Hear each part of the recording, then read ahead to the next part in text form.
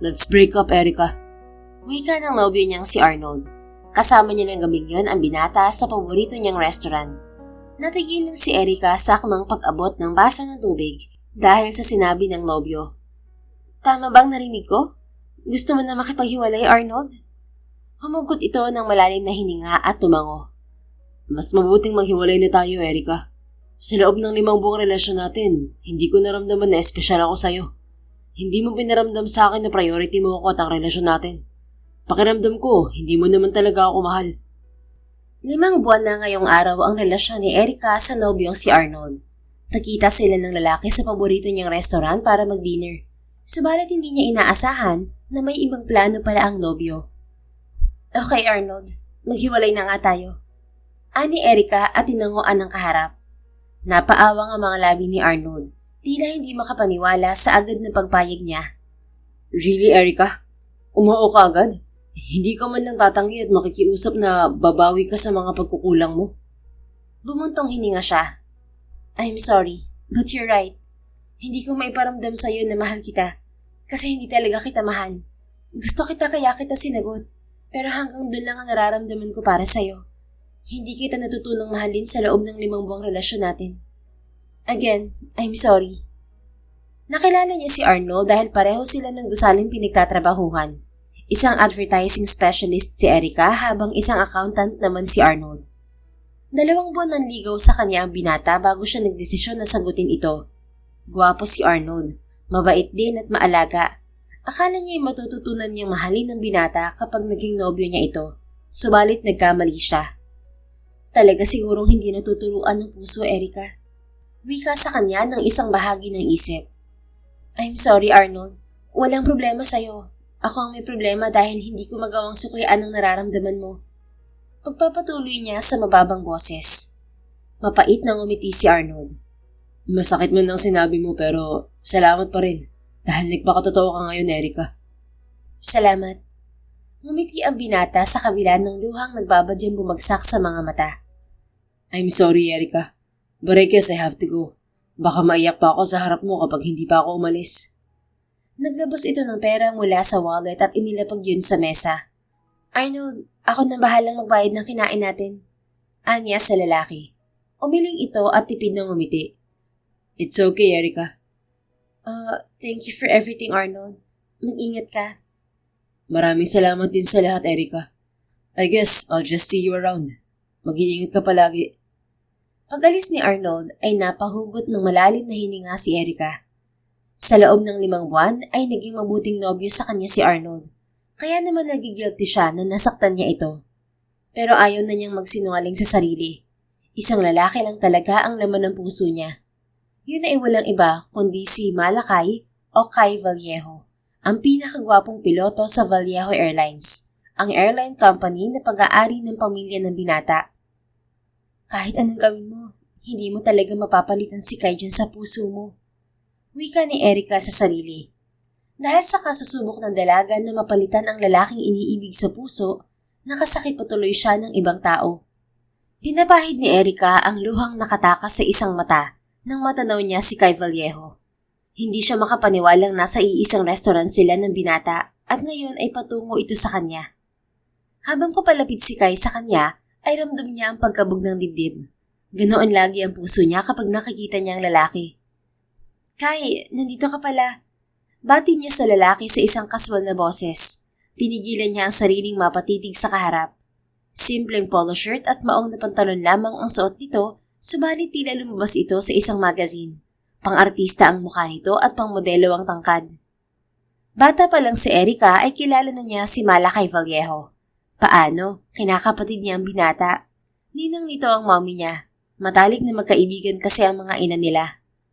Erica, are you okay? Kanina pa kita nakita pero may kasama ka. Kaya hindi na ako lumapit.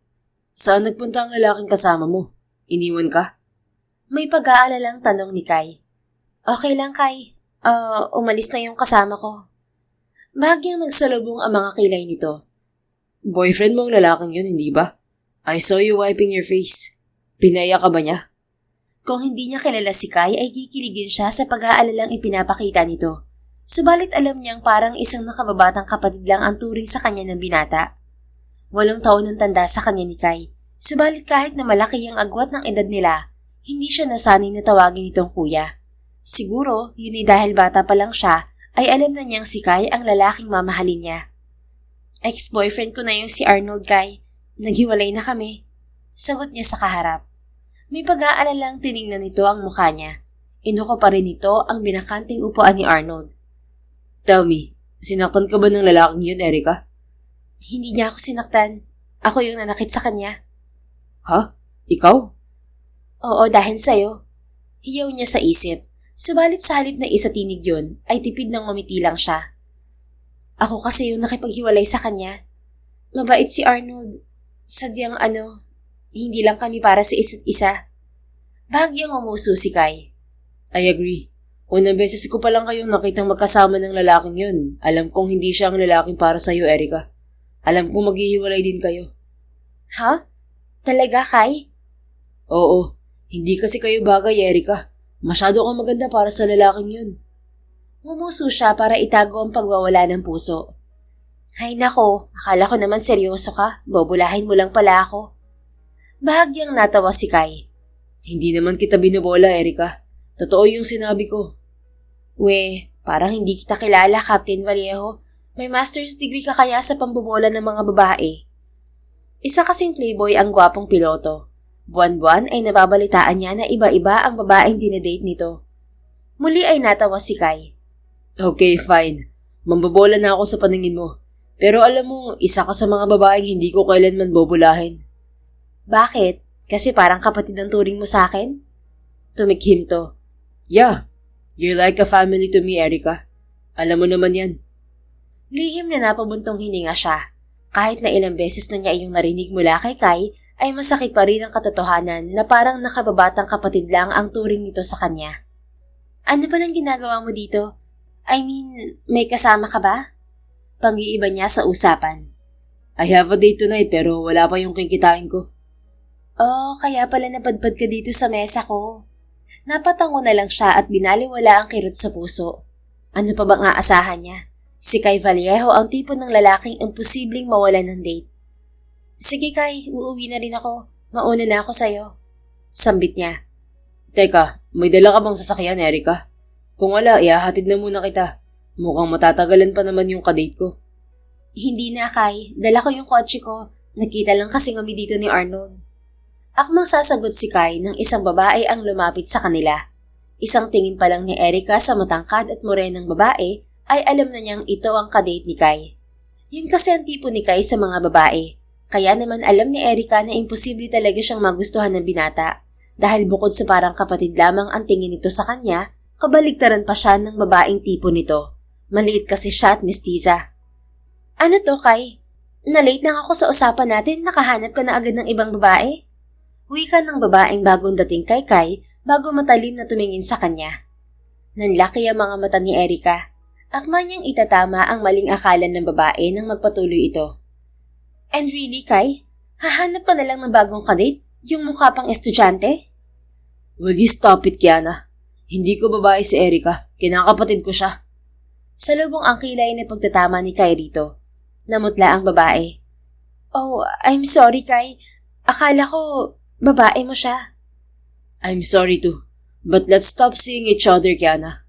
Ani Kai at bumaling sa kanya. Come on, Erica. Let's get out of here. Wala sa sariling tumayo si Erica at nagpatianod kay Kai palabas ng restaurant. Sorry, Kai. Nasira ko ang date mo. Nakangusong wika niya sa lalaki. Bumaling sa kanya si Kai at baliwalang ngumiti. It's okay. Kasalanan niya yun. Masyado siyang tamang hinala. Hindi ko naman siya girlfriend. Hindi ka naman nag-girlfriend. Panay-date ka lang. Yun na nga eh. Hindi ko girlfriend pero masyadong selosa. Maldita pa. Tawagin ba naman akong mukhang estudyante? Ngumisi si Kai. Mukha ka kasing bata, Erica liit. Napasimangot siya sa itinawag nito sa kanya. Ewan ko sa'yo, Kai. Uuwi na nga ako. Pairap na nilagpasan niya ito at dumiretso sa sasakyan niya na nasa car park ng restaurant. Huwag ka nang magtampo, Erica. Joke lang yun. Wika ni Kai habang nakasunod sa kanya. Napigil ang akma niyang pagsagot nang bigla ay akbayan siya ng binata. Nagurumentado kasi ang puso niya. Sorry na, Erika. Nakalimutan kong hindi kita pwedeng biruin dahil kakagaling mo lang sa breakup. Fine. Alisin mo na yung kamay mo sa balikat ko. Ang liit ko tapos ang bigat ng braso mo. Natatawang inalis nito ang kamay sa balikat niya. Ikaw na ang nagsabi na maliit ka, ah. Napanguso na lang siya. Sige na, uuwi na ako. Alright, ingat ka, Erika. Send my regards to Ninang Claire, okay? Tumango siya. Ikaw, uuwi ka na rin?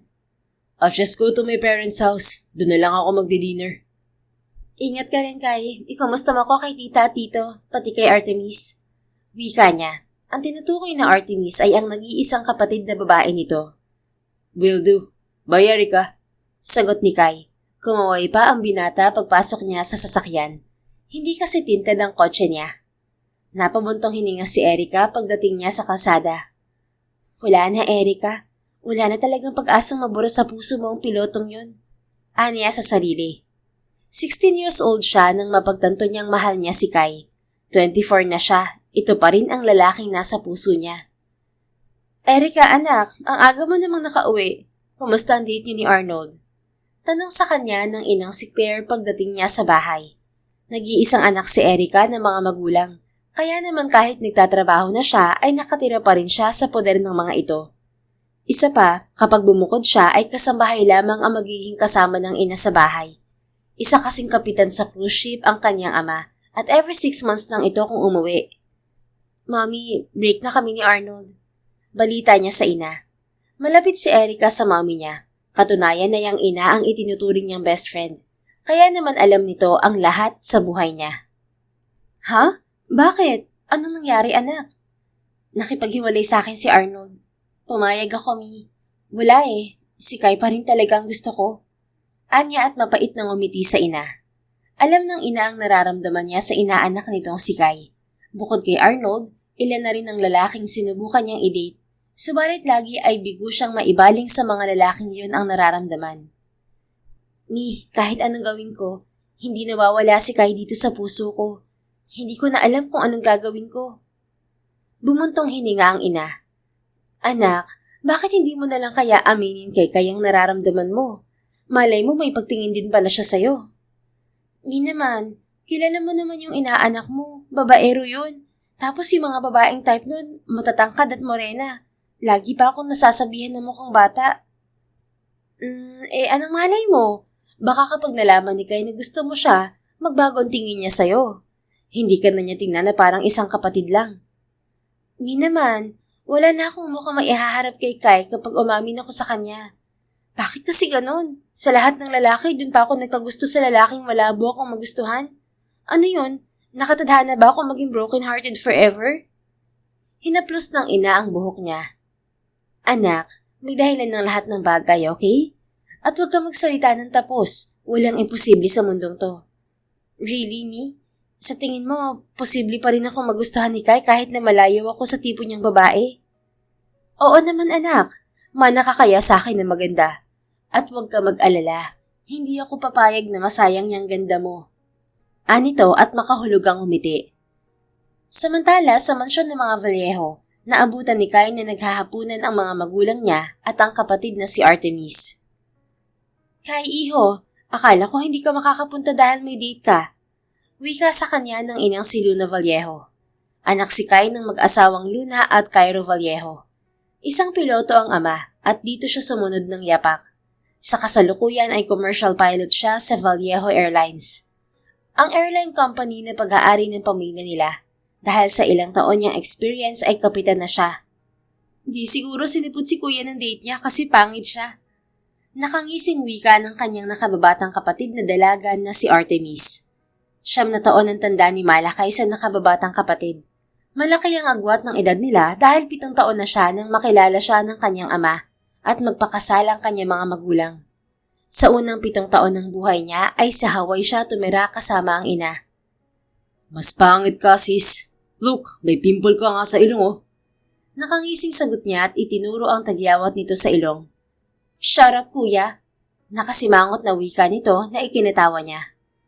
Hay nako, kayong dalawa talaga. 2 na nga lang kayo, nag-aasaran pa kayo. Anang kanilang ina. Ma, parang di pa kayo nasanay. Ganyan na talaga kami ni Artemis. ani Kai sa ina. Natural na sa kanilang magkapatid ang mag-asaran. Sa kabila niyon, mahal na mahal ni Kai ang nakababatang kapatid. Hindi siya magdadalawang isip na pumatay kapag nasaktan ito. How's your work, iho? Baling sa kanya ng amang si Cairo. Fine pa. I have a 2-week break before my next duty.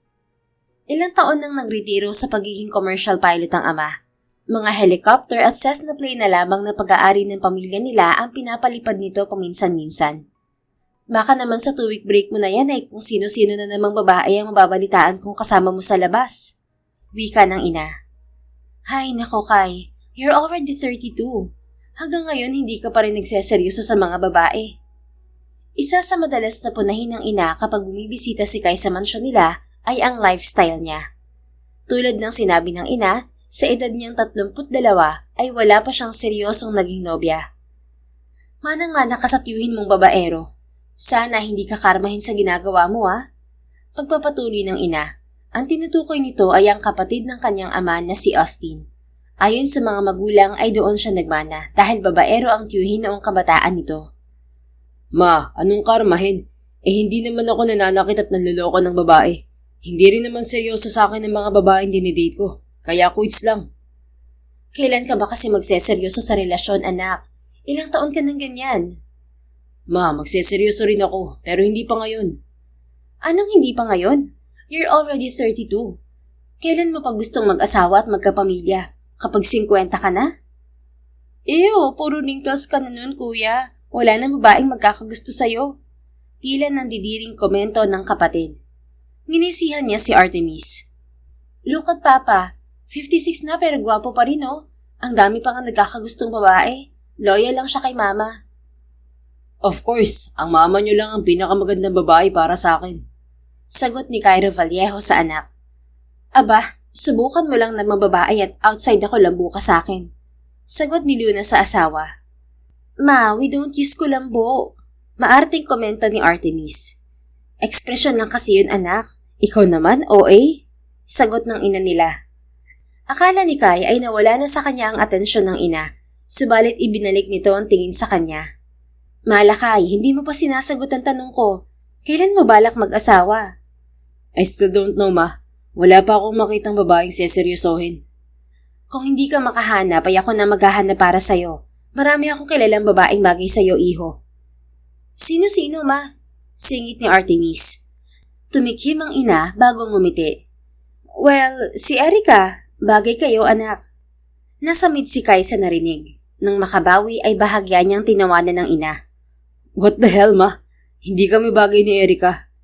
Hindi talaga, kuya. Masyadong maganda si Ate Erica para sa'yo, no? Saka gurang ka na para sa kanya. Isa pa, babaero ka. Wika ng kapatid. Kinunutan niya ng noo si Artemis. Gusto niyang kontrahin ang mga sinabi nito. Subalit sa halip ay tumango na lang siya at bumaling sa ina. Ma, stop thinking of pairing me with Erica. Aren't you grossed out? Parang kuya lang ang turing sa akin nun. At ganun din ako sa kanya. Para ko lang siyang nakababatang kapatid. Talaga lang malakay. Parang hindi mo naging crush si Erica 5 years ago Tukso sa kanya ng isang bahagi ng isip. Shut up, matagal na yun. Parang tangang sagot niya sa isip. Ilang taong nawala si Kai ng Pilipinas dahil sa Australia siya nag-aral ng pagpipiloto. Pagbalik niya sa Pilipinas, 5 taon nang nakararaan, dalaga na noon si Erica at kolehiyo na. Hindi inaasahan ni Kai na makakaramdam siya ng kakaibang paghanga sa dalaga. Subalit agad niyang sinupil ang kakaibang damdaming yon para sa babae. Really, iho? Hindi ka ba nagagandahan kay Erica? Tanong ng ina. Tumikhim siya. Of course she's pretty. But ma, she's like a sister to me. And she's only 24. Age is just a number when you're both consenting adults. Kaysa mapunta siya sa ibang lalaki, bakit hindi na lang sa'yo? May boyfriend si Ate Erica, ma. Singit ni Artemis. Hiwalay na sila ng lalaking yun. Hindi napigil ang sagot ni Kai sa kapatid. Talaga, kuya? Bakit mo alam? Nagkita kami ni Erica kanina sa restaurant. Mabuti nga at naghiwalay sila dahil hindi naman siya bagay sa lalaking yun. Nag-angat ng kilay sa kanya ang ina. Well, kung hindi ikaw, kung hindi ang ex niya, sino sa tingin mo ang lalaking bagay kay Erica? Binaliwala niya ang tanong ng ina. Let's stop talking about her, ma. Baka nasa mid na yun, kakabanggit mo sa pangalan niya. Stop pairing me with Erica or any other girls you know.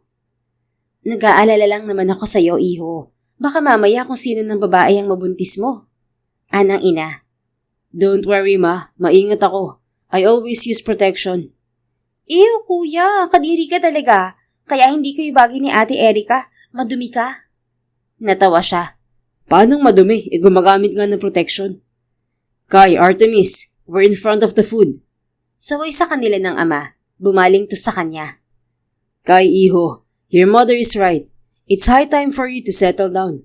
Kapag hindi ka pa nakahanap ng babaeng seseryosohin, mapipilitan kami ng mama mo na ipagkasundo ka na lang. You can't do that pa. Hindi niyo ako mapipilit na magpakasal sa babaeng hindi ko gusto. Pagkak ang tawang sagot niya sa ama. Hindi siya makapaniwala na pinauwi lang siya ng mga magulang para itulak na mag-asawa. Gusto niyang mainis, subalit alam niyang hanggang salita lang naman ng mga magulang, lalo na ang kanyang ina. Ano man ang sabihin ng mga ito, ay hindi siya mapapapayag ng mga ito na gawin ang isang bagay na ayaw niya. Samantala, 2 araw ang nakalipas, pag-uwi ni Erica mula sa trabaho, ay naabutan niya ang ina at ang best friend nitong si Tita Luna sa sala ng bahay nila. Tita Luna, nandito ka po pala. Bati niya sa ina ni Kai. Anak, gusto ka makausap ng Tita Luna mo. Maiwan ko muna kayo at maghahanda ako ng merienda. Wikasan niya ng mommy niya matapos niyang makipagbeso sa bisita. Bakit niyo po ako gusto makausap, Tita Luna? Tanong niya sa ginang nang maiwan siya kasama nito sa sala. I need your help, Erica. It's about my son, Kai, iha. Nakuha ng ginang ang buong atensyon niya. Ano bang tungkol kay Kai? Alam kong matagal mo nang gusto ang anak ko, Erica. Napaawang ang mga labi niya. Sinabi po sa inyo ni Mommy?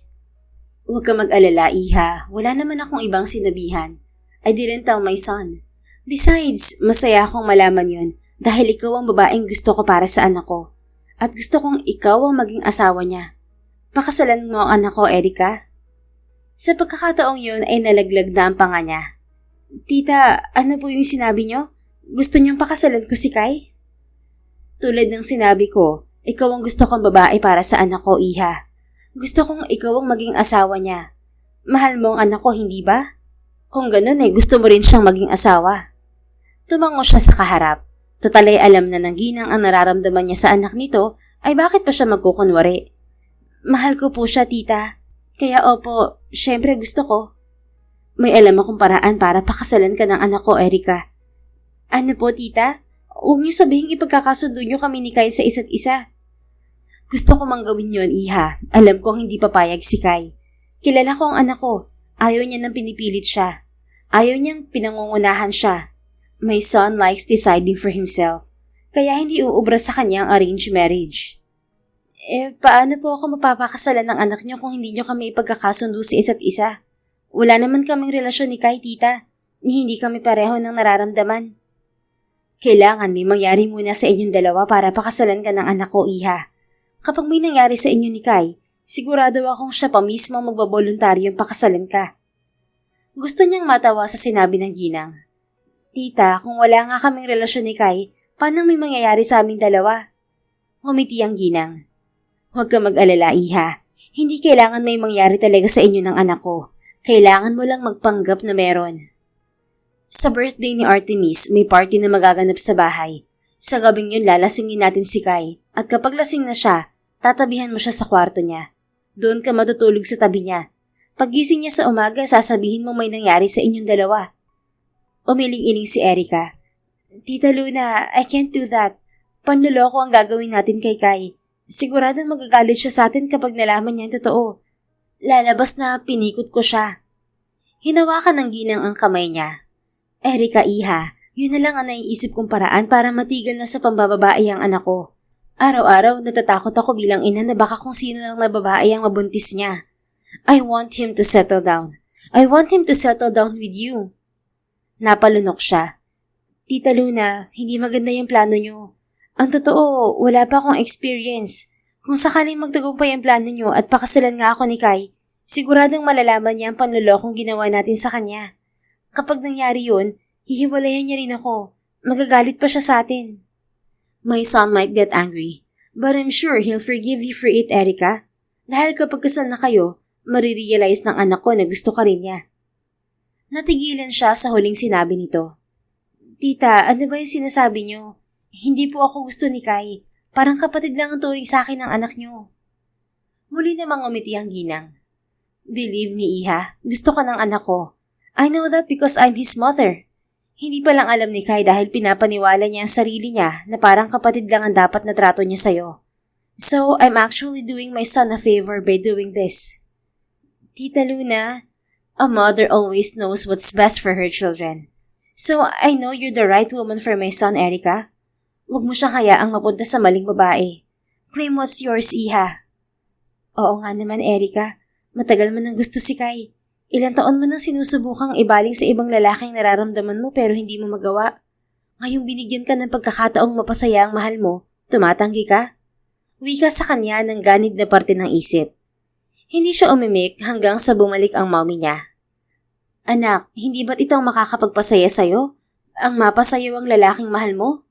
Wika sa kanya ng ina. Bumaling si Erica sa ina na nagpatuloy sa pagsasalita. Anak, pumayag ako sa tita Luna mo hindi lang dahil alam kong ito magpapasaya sa'yo, kundi dahil naniniwala rin ako na kayo ni Kai ang para sa isa't isa.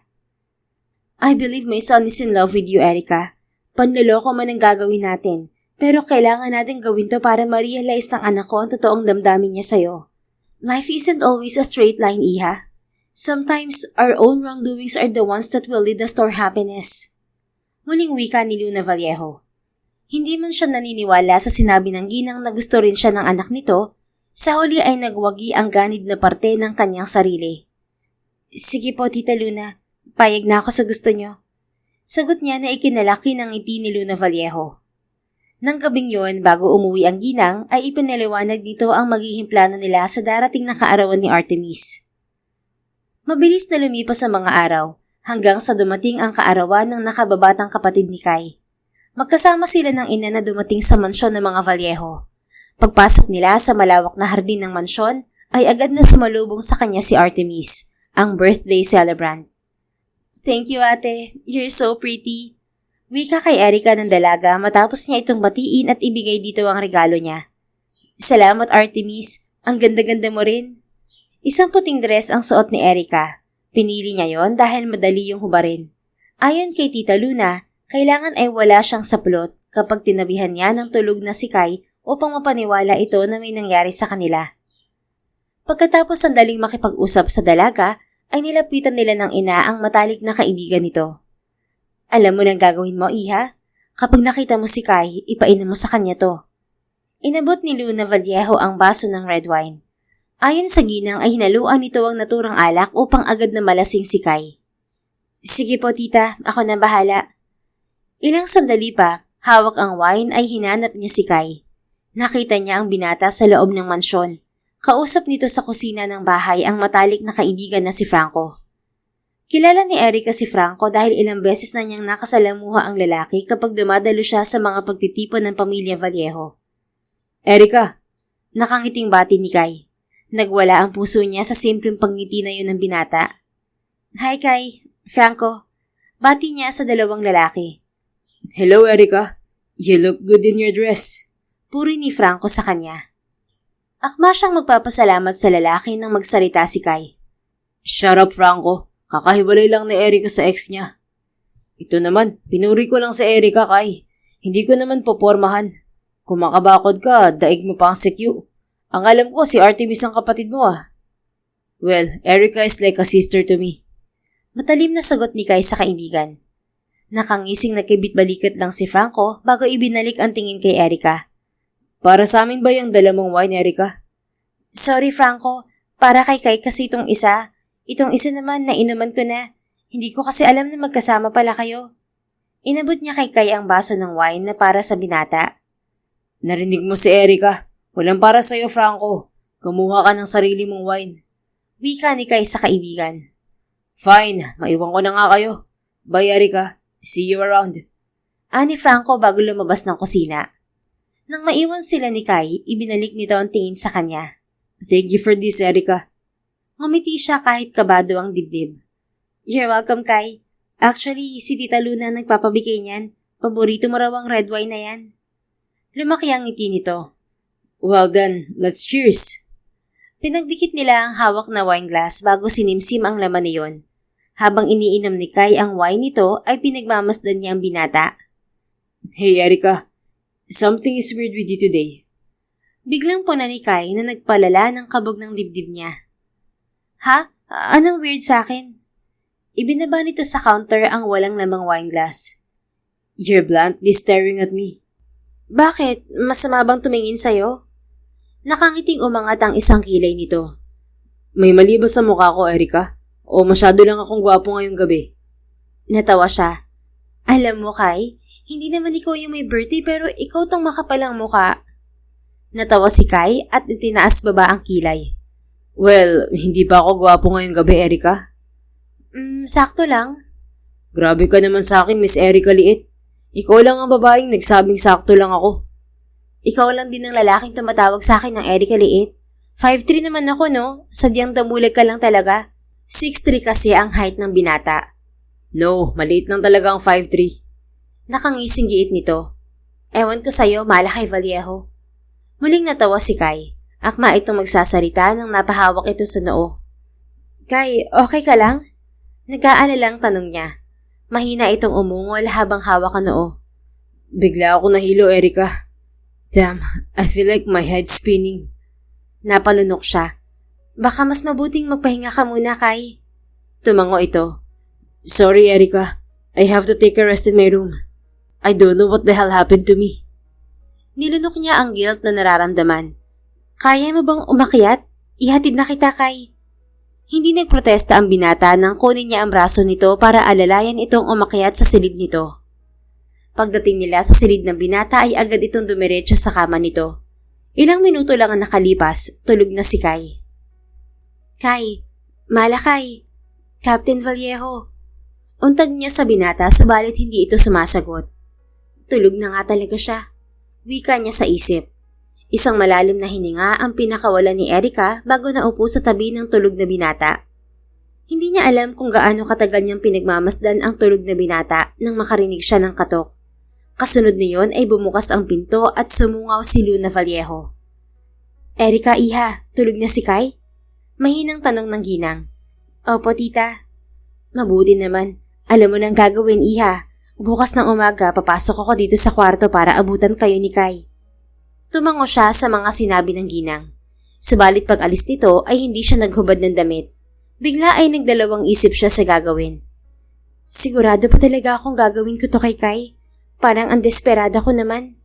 Sambit ng konsensya niya. Nandito ka na, Erika. Ngayon ka pa ba magbaback out? Sagot naman ng isang bahagi ng isip niya. Halos 2 oras siyang nakikipagtalo sa sarili bago siya nakapagpasyang hubarin ang suot na bestida. Subalit nang matira sa kanya ang damit panloob ay pinanghinaan siya ng loob. Hindi ko talaga to kayang gawin, Kai. Napabuntong hiningang wika niya sa sarili. Akma niyang dadamputin ang hinubad na bestida sa kama nang biglang gumalaw si Kai. Bumukas ang mga mata ng binata at nagtama ang tingin nila. Sa labis na taranta ay napaupo si Erika sa kama. Shit, bakit biglang nagising si Kai? Nagpapanik na wika niya sa isip. Erika, is that you? Bakit nandito ka? Bakit hubad ka? Tanong ni Kai sa lasing na boses. Mapungay din ang mga mata nito habang nakatingin sa kanya. Kai, tanging nasambit niya dahil sa nagwawalang tibok ng puso. You're not real, right? Lumapit sa kanya ang binata at hinawakan ang mukha niya. Napalunok siya. Oo, hindi ako totoo. Panaginip lang to, Kai. Namilog ang mga mata nito. Kung hindi ka totoo at panaginip lang kita, pwede kitang halikan. Bago pa siya makasagot, hinila na siya ng binata at siniil ng halik. Tila libo-libong voltahe ng kuryente ang gumapang sa katawan ni Erika sa ginawa ng binata. Namalayan na lang niya ang sarili na tumutugon sa halik ni Kai at nagpapaubaya sa binata. At dahil panloob na lang ang saplot niya, mabilis nitong nahubad ang mga yon mula sa kanya. Nang gabing yun ay hindi niya inaasahang maisusuko niya ang sarili sa lalaking minamahal. Samantala, kinabukasan, nagising si Kai na masakit ang ulo. Akma siyang babangon nang makita na hindi lang siya mag-isa sa kama. May kasama siyang babae. Si Erika at walang saplot ang dalaga. What the fuck? Bakit magkasama kami ni Erika? Litong tanong niya sa isip.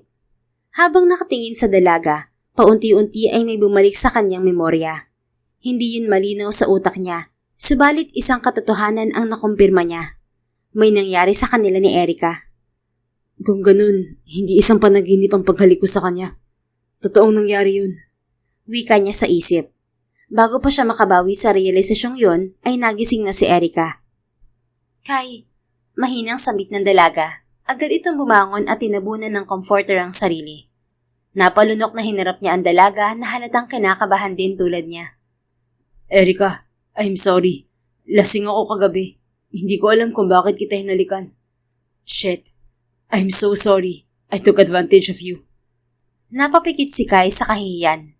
Nang mga sandaling yon ay gusto niyang sapakin ng sarili. How could he do this to Erica? Parang kapatid na niya ang babae. Anong pumasok sa lasing na isip niya tinalikan niya ito? Kai, I'm sorry too.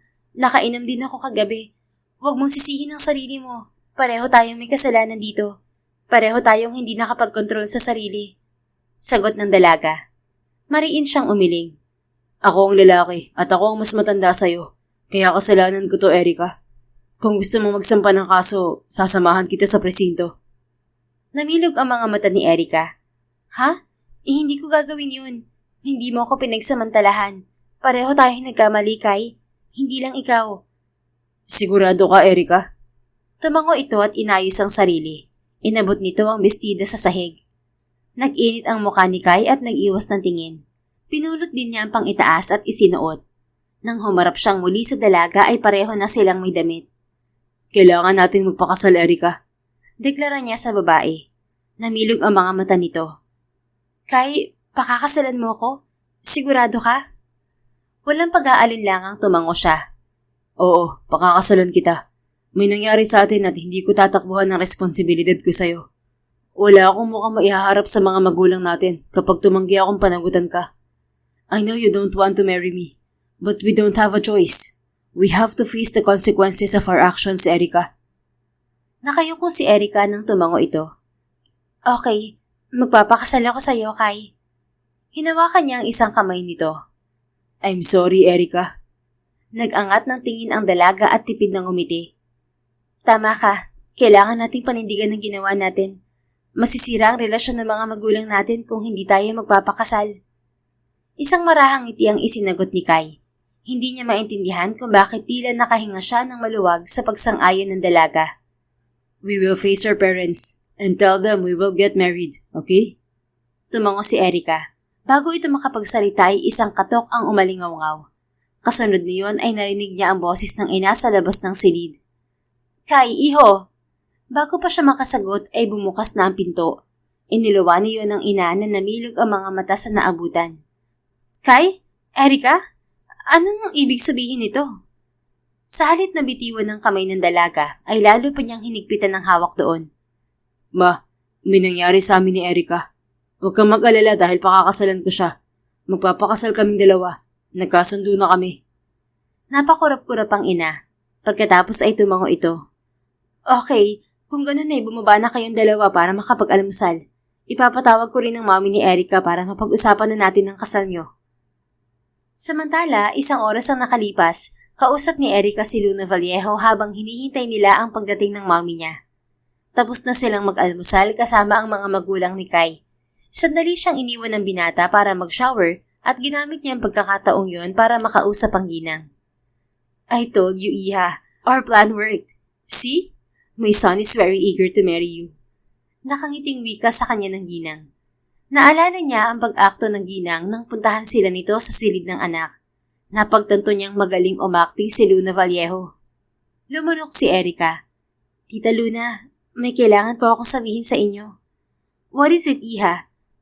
Totoo po na may nangyari sa amin ng anak niyo. Namilog ang mga mata ng ginang.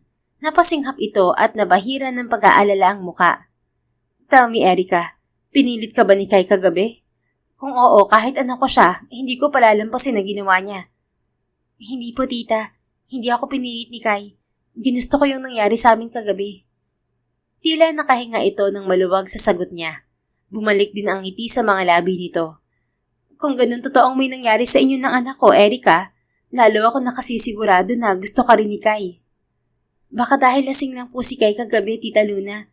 Pero kahit hindi po totoo yun, sisikapin kong maging mabuting may bahay sa anak niyo, Tita. At sana ay hindi niya pagsisihan ng desisyong pagpapakasal sa akin.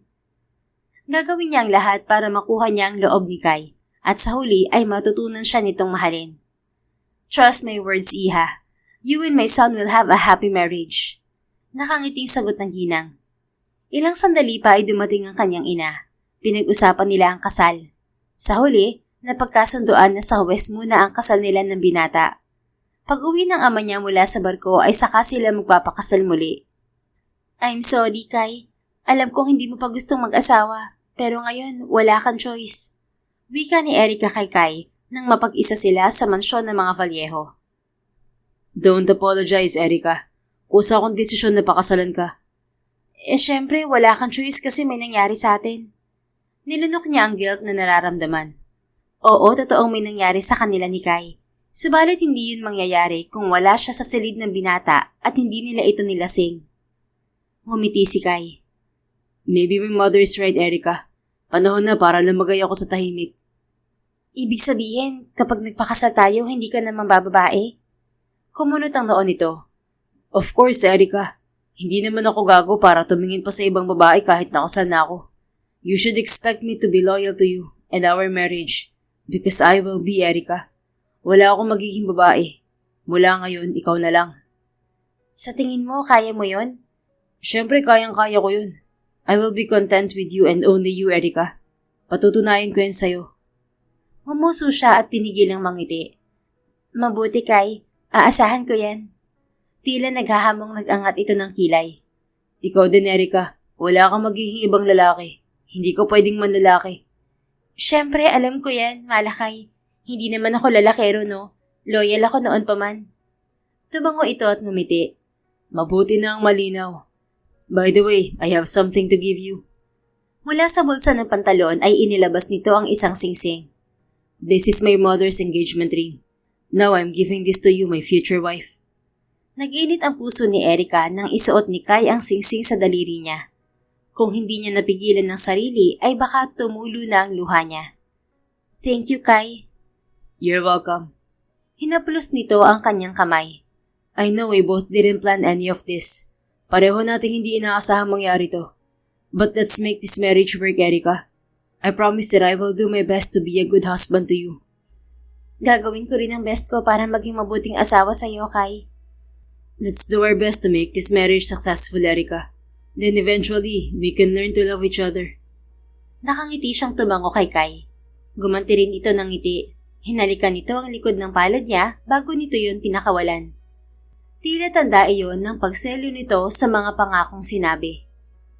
Naging mabilis ang mga sumunod na araw sa buhay ni Erica.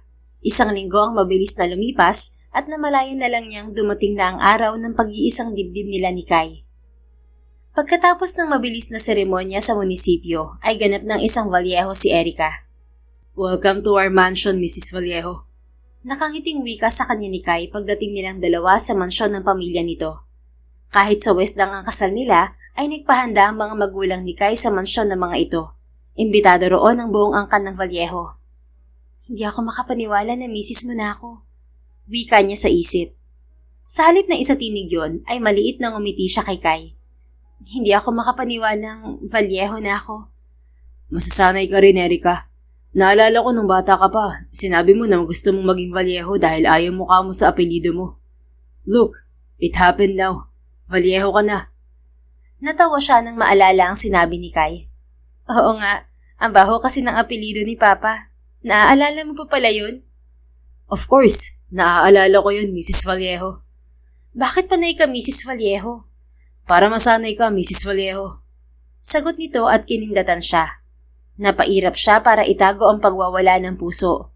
Ipinagpapasalamat ni Erica na sa kabila ng nangyari sa kanila ni Kai ay hindi sila nagkaroon ng ilangan sa isa't isa. Pagpasok nilang dalawa sa hardin ng mansyon, agad silang binati ng mga bisitang naroon. Tanging ang mga magulang lang kasi ni Kai at ang mommy niya ang sumama sa mayor's office. Congratulations, Kai, Erica! Bati sa kanila ng tiyahin ni Kai na si Tita Sydney. Binati rin sila ng dalawang kapatid ng ginang na sina Paris at London. Ikaw ang pinakamatanda sa inyong magpipinsan, kaya dapat lang na ikaw ang unang magpakasal, Kai. Wika naman kay Kai ng lolo Andres nito. Sa kabila ng edad ng matanda ay malakas pa rin to. Gayon din ang asawa nitong si Isabela Vallejo. Take care of your wife, Malakay. Pagpapatuloy ng matanda. Siyempre naman po, Lolo. Aalagaan ko mabuti ang asawa ko. Sagot ni Kai na siyang nagpainit ng puso ni Erika. Muntik pa siyang mapatalon nang hapitin ng lalaki ang bewang niya sa harap ng abuelo. Pagkatapos silang batiin ng mga matatanda ay mga pinsan naman ni Kai ang bumati sa kanila. Kaya pala todo bakod ka, Kuya Kai. Balak mo naman palang pakasalan tong si Erika. Tukso ng nakababatang pinsan ni Kai na si Teddy. Anak ito ng tiyahin ni Kai na si Sydney sa asawang si Theodore. Shut up, Teddy. Sagot ni Kai sa pinsan. Kuya Kai, bawal ka ng mambabae ha. Kapag nabalitaan kong nambabae ka pa, itatakwil kitang kapatid ko. Wika naman ni Artemis. Hindi ako mambababae, sis. Takot ko lang dito sa misis ko. Kahit maliit to, kaya akong bugbugin ito. Magaling sa self-defense tong si Erika. Buti alam mo, mister. Pabirong wika niya sa asawa na ikinatawa ng mga pinsan nito. My goodness, hindi pa rin ako makapaniwalang kasal na kayong dalawa. Isang kiss nga dyan? Wika naman ng isa pang pinsan ni Kai na si Alexandra. Anak naman ito ng tita Paris ni Kai. May kakambal ang dalaga subalit nasa Amerika ito, kaya hindi nakadalo sa kasal nila. Kiss daw, misis. Pilyong baling sa kanya ni Kai. Bago pa siya makasagot, ay naramdaman na niya ang mga labi ni Kai sa mga labi niya. Mainit ang mukha ni Erika nang pakawalan siya ni Kai. Hindi niya inaasahang hahalikan siya nito sa mga labi sa harap ng mga pinsan. Kanina sa munisipyo ay sa pisngi lang siya nito hinalikan. Hey, okay ka lang, Erika? Masuyong tanong sa kanya ni Kai nang iwan sila ng mga pinsan nito. Tumikhim siya at tumango. Next time, magsabi ka muna kapag hahalikan mo ko. Para hindi ako nabibigla. Oh, okay. Noted, misis. Anito at pilyong umiti. Ilang oras nagtagal ang reception ng kasal nila sa mansyon ng mga Vallejo. Gabi na nang makauwi sila sa condo unit ni Kai. Yun ang unang beses na nakarating si Erika sa condo ng lalaki. Iginala niya ang tingin sa malawak na unit. Kumusta, Erika? Nagustuhan mo ba ang bago mong tirahan? O mas gusto mo na sa bahay tayo tumira? Tanong sa kanya ng asawa. Bahay? Hindi na kailangan nun. Ang laki nitong condo mo, Kai. Eventually, kailangan din natin ng bahay. Lalo na kapag magkakaanak na tayo. Ayokong itira dito sa condo mga anak natin. Mas mainam kung may maluwag silang playground at garden sa labas ng bahay. Namula ang mukha niya. Anak? Mag-aanak tayo? Ngumiti si Kai. We will work this marriage out, remember? Of course, mag-aanak tayo. Baka nga may laman na yung tiyan mo eh. Wala pa, Kai. Dinatnan ako ngayon. Oh, but we will have children soon. Whenever you're ready, Erika. Bahagyang namilog ang mga mata niya. Ikaw, handa ka na bang maging ama? I'm already 32, so yes, I'm ready. But don't worry, Erika. Hihintayin kitang maging handa. For now, mas mabuting sanayin muna natin ang isa't isa sa buhay may asawa. Hindi natin kailangan magmadali. Bahagyang umangat ang kilay niya. Paano yan kung hindi pa ako ready na mag-anak? Ibig sabihin wala mo nang mangyayari sa atin? Ha? Pwede namang gumamit ng protection, misis. Anong ginagawa ng kondom? Namula na parang kamatis ang mukha niya. Ikaw talaga? Hindi ka siguro makakatagal na walang ano? Natawa ito. Ito naman. Syempre nagbibiro lang ako, Erika. Kung ayaw mo, hindi naman kita pipilitin. Irerespeto ko ang gusto mo. Hinawakan nito ang kamay niya at sumeryoso. Tulad ng sinabi ko sa'yo, magiging mabuting asawa ako sa'yo. Hindi papayag ang mga magulang natin na maghiwalay tayo. So we both know we're stuck with each other forever. I will take care of you forever, my wife. We'll always be together, in sickness and in health. In richer or in poorer? Napapangiting dugtong niya. But we won't get poor, my wife. I promise to give you a comfortable life. Dahil kasal na tayo, lahat ng sakin ay sa'yo na rin. Isusurrender ko rin sa'yo ang sweldo ko, pati mga cards ko. Hindi mo naman kailangan gawin yun, Kai. Hindi ko kailangan ng pera mo. May maayos akong trabaho. Anya, hindi man kasing rangya ng mga Vallejo ang naging buhay niya ay may kaya pa rin ng pamilya niya. Pero asawa mo na ako, kaya obligasyon kong mag-provide sa pamilya natin, wife. Fine, sige nga. Pahingi ako ng credit cards mo. Binuksan nito ang wallet at inabot sa kanya ang ilan sa mga cards na naroon. Isang card ang nakakuha ng atensyon niya. Ano tong isang to, Kai? Loyalty card ko sa hotel. Isusurrender ko rin sa'yo. Suki ka sa hotel? Doon mo dinadala mga babae mo? Bahagya itong natawa. Well, ayoko silang dalhin dito sa kondo, kaya naging suki ako sa hotel. Wala na akong paggagamitan yan, kaya isusurrender ko na rin yan sa'yo ngayon. Lihim siyang natuwa sa kaalamang walang babaeng nadala si Kai sa kondo nito. Maliligo muna ako, misis. Pwede kang sumunod sa akin kung gusto mo. Hoy, Kai! Pinanlakihan niya ng mga mata ang lalaki. Kung gusto mo lang naman, misis. Pahalakhak na sagot nito bago pabirong kumindat at dumiretso sa banyo. Napangiti na lang siya nang maiwang mag-isa sa silid. Hindi siya makapaniwala na sa isang iglap ay natupad ang pangarap niyang maging asawa ng lalaking minamahal. Sana maging maayos ang pagsasama namin ni Kai. At sana dumating ang araw na matutunan niya ako mahalin. At sana nga hindi na siya mambabae. Bulong ni Erica sa sarili. Kinabukasan nagising siya sa tabi ng natutulog na mister. Nag-init ang puso niya habang pinagmamasdan si Kai. Nakayakap pa ang isang braso nito sa kanya. Good morning, mister. Pabulong na bati niya sa asawa. Gusto pa niyang manatili sa tabi nito subalit kailangan niyang bumangon. Ngayong mag-asawa na sila, ay kailangan niyang gampanan ang pagiging may bahay dito. Ayaw niyang magsisi si Kai na pinakasalan siya nito. Dumiretso si Erica sa kusina dahil balak niyang magluto ng almusal. Subalit natuklasan niyang walang stock ng pagkain sa ref ng binata. Napilitan tuloy siyang magpa-deliver na lang sa malapit na restaurant. Inaayos niya sa mesa ang dumating na pagkain nang pumasok ang asawa sa kusina. Good morning, wife. Ngumiti siya sa asawa. Good morning, Kai. Gusto niyang mapabuntong hininga habang nakatingin dito. Ang gwapo pa rin ito kahit na bagong gising at magulo ang buhok. Nagluto ka, misis? Hindi, nagpa-deliver lang ako. Paano ako magluluto wala namang pagkain dito sa kondo mo? Oh, I'm sorry. Nakalimutan ko mag-grocery. Hindi kasi ako madalas kumain dito sa kondo. Kasi lagi kang may date, ganun? Natawa ito. Hindi yun ah. Hindi kasi ako magaling magluto. Puro prito lang ang alam ko. Don't worry, mag-grocery tayo pagkatapos ng breakfast. Punuin natin ng pagkain tong kondo. Okay. Tulad ng sinabi ni Kai, pagkatapos nilang mag-almusal ay bumaba sila sa ground floor ng condo building nito kung saan merong supermarket. Saan mo gustong mag-honeymoon, Erica? Tanong ni Kai habang namimili sila. Ito ang nagtutulak ng cart habang siya ang naglalagay doon ng mga pinamili nila. Honeymoon? Nakangiting nag-angat ng kilay si Kai. Of course, we'll have our honeymoon, wife. Nadali lang dahil hindi tayo nakapag-leave agad sa trabaho. But we will have it. Hindi pwedeng wala tayong honeymoon. Nagiinit ang mukha niya kapag naiisip na mauulit ang nangyari sa kanila ni Kai noong gabing yon. Erica? Untag nito. Kahit saan, ayos lang. Really? Basta kasama kita, okay ako. Gumuhit ang ngiti sa mga labi nito.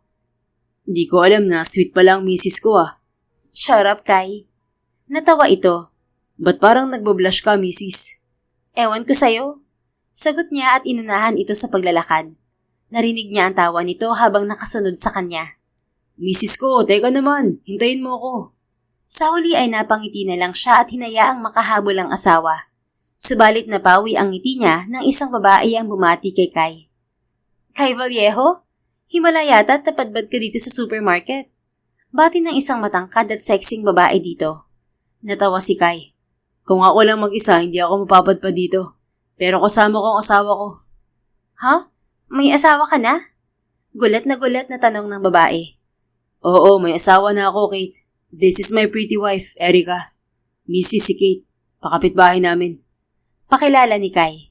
Tipid ng initian ni Erica ang babae na titig sa kanya. Wow! Nice to meet you, Mrs. Vallejo. Sorry sa reaction ko. Hindi kasi ako makapaniwalang nagpakasal na tong si Kai. Marami tong babae eh. Hey, wala na akong ibang babae ngayon maliban sa asawa ko. Mabilis na depensa ni Kai. Dapat lang, Kai. Ang ganda-ganda nitong asawa mo oh. Aagawin yan sa'yo ng iba kapag nagloko ka. Ani Kate at kumindat sa kanya. Hindi ako magloloko at wala ring makakaagaw sa akin dito sa asawa ko. Ani Kai at possessive na hinawakan siya sa baywang. Gumapang ang kuryente sa katawan ni Erica sa ginawa ng asawa. Hanggang sa lagpasan sila ni Kate ay nanatili ang kamay ni Kai sa baywang niya. Ang ganda ni Kate. Naging babae mo rin yun? Bahagyang nakaangat ang kilay na baling niya sa asawa. Si Kate? Hindi ah. Totoo? Anong tingin mo sa akin, misis? Lahat ng maganda pinapatulan ko. Hindi ah. Saka hindi kami talo nun. Ex-girlfriend yun ni Franco. Hanggang ngayon, mahal pa rin siya ng kaibigan ko. Ha? Talaga? Opo, kaya wag mong pagselosan yung si Kate. Namula siya. Hindi naman ako nagsiselos. Okay, pero hindi mo kailangan mag-alala sa kanya. Hindi mo kailangan mag-alala sa kahit na sinong babae. Wala kang dapat ipagselos sa hinaharap. Hindi ako titingin sa iba. This I promise you, Mrs. Cross my heart. Natawa siya dahil itinaas pa ng asawa ang kanang kamay bago itinapat sa dibdib nito. Naniniwala naman ako na hindi ka mabababae. Takot mo lang na itakwil ka ng mga valyeho. Mas takot ako sa'yo, Mrs. Napangisi na lang siya para itago ang kilig na gumapang sa katawan. Tapusin na nga natin tong pamimili. Mabuti pa nga, para makabalik na tayo sa kondo. Gusto kong ipagluto ako ng asawa ko. Anong gusto mong lutuin ko? Pochero sana, marunong ka? Marunong naman. Good, yung maraming saging ah. Natawa siya nang maalala na paborito nitong prutas ang saging. Alam mo Kai, hindi ka naman unggoy pero bakit nahilig ka sa saging? Masarap naman kasi, hindi ba? Isang saging lang ang kinakain ko eh. Anong saging yan? Yung sa akin ba? Naieskandalong pinalakihan niya ng mga matang lalaki. Malaki Vallejo, yung utak mo ah. Saging na saba kasi ang tinutukoy ko. Humalakhak ito. Oh, yun pala. Kung sa bagay, hindi mo pa nakakain yung sa akin. Ewan ko sa yung lalaki ka. Hindi kita ipagluluto dyan eh. Asar na sagot niya bago naglagay ng isang piling ng saging na saba sa cart nila. Joke lang yun, misis kong maganda. Ipagluluto mo pa rin naman ako, di ba? Lumabi ito na tila nagpapakit sa kanya. Oo na, huwag ka nang mambola dyan. Sagot niya na muling napangiti sa asawa. Pagbalik nila sa kondo ni Kai, tinulungan siya nito na ayusin ang pinamili pagkatapos ay sa kanya inihanda ang lulutuin. Kai, pakikuha naman ng cooking pot. Hindi ko abot tong cabinet mo. Masyado ka kasing maliit, misis. Masyado lang mataas ang cabinet mo, no? Matangkat po kasi ako. Nakangising sagot nito bago siya binuhat at inangat sa ere. Anong ginagawa mo, Kai? Ikaw na ang kumuha. Marami akong pot pero hindi ko alam kung ano yung kailangan mo. Hindi mo naman kasi ginagamit. Ikaw pa lang hinihintay ng mga yan para magamit na sila, wife. Humuso siya at pigil ang ngiting kumuha ng cooking pot sa cabinet. Agad naman siyang ibinaba ni Kai pagkatapos. Sige na, pwede ka nang umalis. Tatawagin na lang kita kapag luto na. Anya sa asawa. Dito na lang ako, misis. Baka kailangan mo pa ng tulong ko. Hinayaan niya si Kai na panoorin siya habang nagluluto. Mahigit kalahating oras ang nakalipas, bago niya hanguin ng ulam ay ipinatikim muna niya yon sa mister niya. Wow, ang sarap, Erica. Ang galing mo talaga magluto. Thank you. Ako dapat ang mag-thank you sa'yo. Ako tong pinagluto mo ng request ko, oh. Lumawak ang ngiti nito nang hawakan siya sa baywang. Ang sarap pala ng may asawa. Laging may nag-aasikaso sa akin. Kung alam ko lang, sana pala matagal na ako nagpakasal. Depende sa pakakasalan mo, no? Paano kung hindi marunong sa kusina yung pangasawa mo? Eh di pareho kayo nga. Natawa ito at yumakap sa kanya. Siyempre, ikaw lang ang pakakasalan ko, Erica. Kapag hindi ikaw, aba, wag na lang. Sus, ang galing mo talaga mambola. Parang kailan lang puro pambababae ang alam mo. Mabuti pa mag-ayos ka na ng mesa para makakain na tayo. Yes, misis. Teka, pakis muna ako. Pinatakan siya nito ng halik sa labi bago ito umalis sa tabi niya. Nagwala naman ang puso ni Erica. Dati ay pinapantasya lang niya ang buhay na yon kasama si Kai. Ngayon ay hindi siya makapaniwalang realidad na niya ang bagay na yon. Dahil siyang nagluto, si Kai ang nag-asikaso ng mesa. Ito na rin ang naghugas ng kinainan nila. Dahil linggo at may pasok bukas ay hindi na sila lumabas pa ng kondo hanggang sa matapos ang araw na yon. Kinabukasan, maaga pa lang ay nakabihis na si Erica dahil may pasok siya sa opisina. Babalik na rin sa trabaho si Kai. May flight ito sa araw na yon. Mamaya pang before lunch ang flight ko. Ihahatid muna kita sa office mo, wife. Wika ni Kai habang nag-aalmusal sila. Hindi na, dadalhin ko kasi yung kotse ko para hindi ako mag-commute mamaya pa uwi. Then I'll drive your car. Magta-taxi na lang ako pabalik dito sa condo. Sigurado ka? Of course, Mrs. Sige na, hayaan mo ihatid ka ng mister mo. Ilang araw tayong hindi magkikita Sa New York ang flight ng asawa. 17 oras ang biyahe pa New York at pagdating doon ay 36 na oras ang layover period bago ito bumiyahe pabalik ng Pilipinas. Okay, sige. Napangiting sagot niya. Noon pa man talaga ay alam niyang maasikaso na si Kai. Lalo pa niyang naramdaman ang pagiging maalaga nito ngayong asawa na niya ang lalaki. Pagkatapos mag-almusal ay hinatid siya ni Kai sa trabaho. I'll text you later kapag nakalis na ako sa condo, wife. Wika nito pagdating nila sa basement parking ng gusaling pinagtatrabahuhan. Okay, sa Biyernes pang uwi mo, no? Yeah, I'm sorry you have to be alone in our condo for days. Okay lang, trabaho mo yun, Kai. Ay, ang understanding naman ng asawa ko. Don't worry, babawi ako pag uwi ko. Bahagya siyang natawa. Okay nga lang po. But I feel bad. Kakakasal lang natin iiwan na kita agad. Anong klaseng asawa ako? Captain Vallejo, hindi ko alam na ang OA mo rin pala. Kung makapagsalita ka parang 1 taon ka mawawala Ilang araw lang naman. Fine, pakis na lang ako. Nakangusungan nito at kinuha ang cellphone sa dashboard. Bakit nagsiset ka ng timer? Tanong niya nang makita ang ginagawa nito.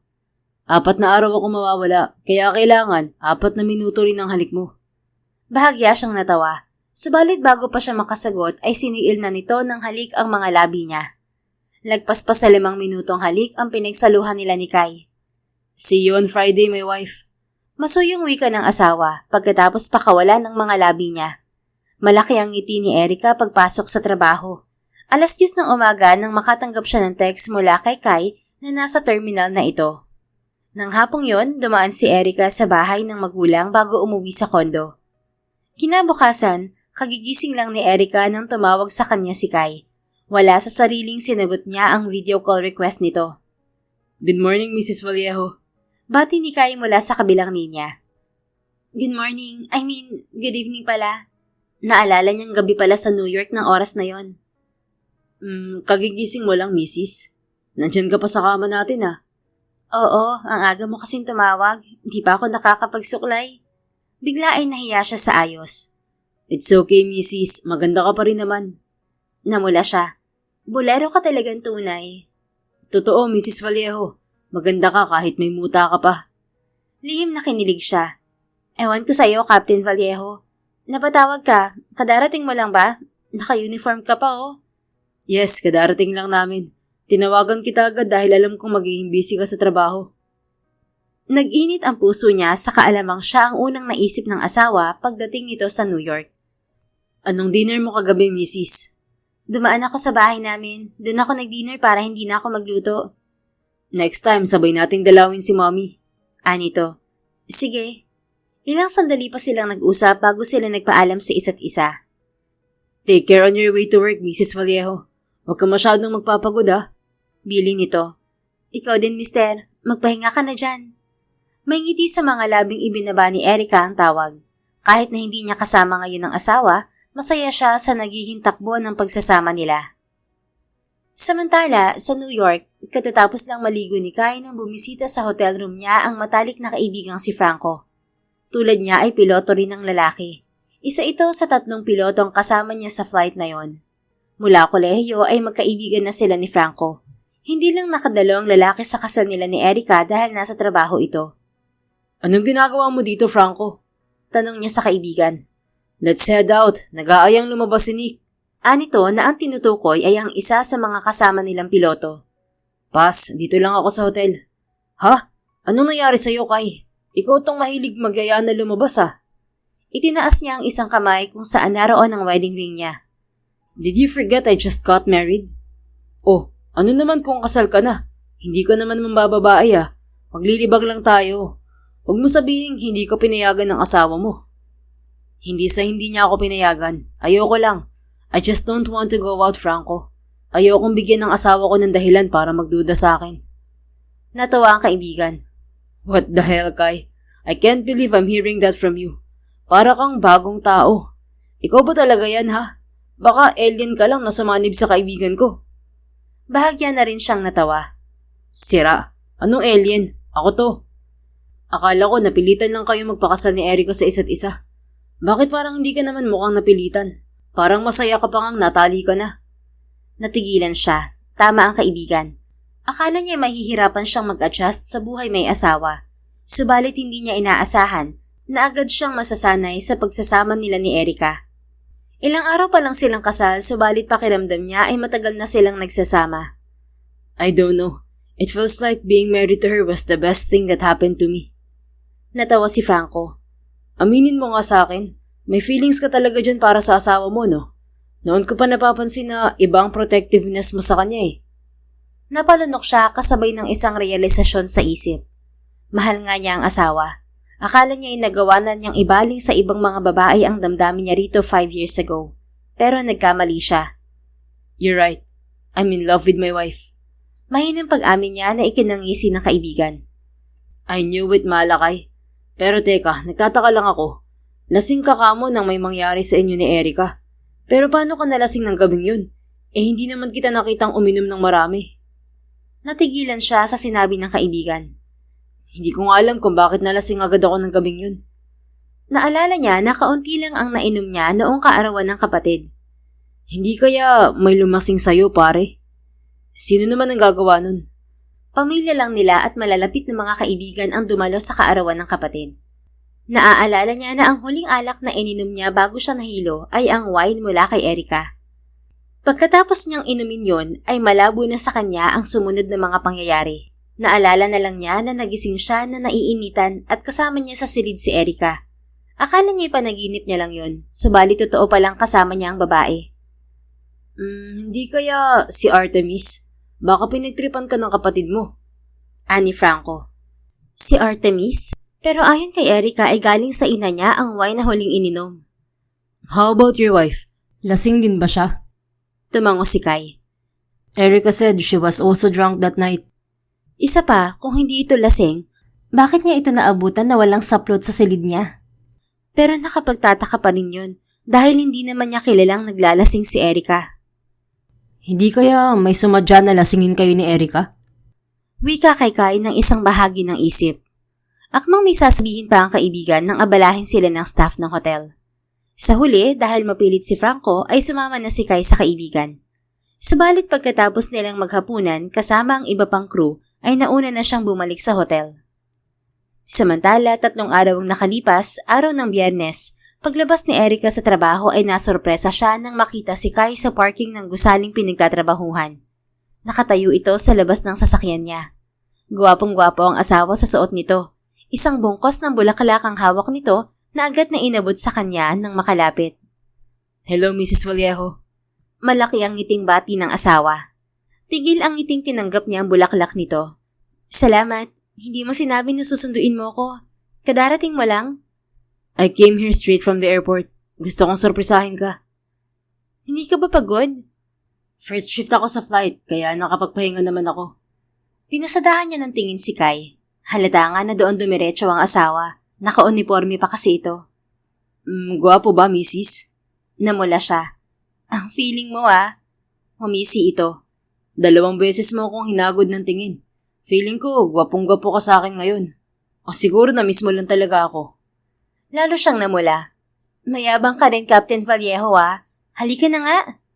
Teka, payakap muna, Mrs. Bago pa siya makasagot ay niyakap na siya ni Kai.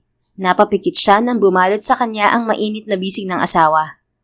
I missed you, wife. Malambing na wika ni Kai habang yakap siya ng mahigpit. Talaga? Namiss mo agad ako? Hindi makapaniwalang tanong niya.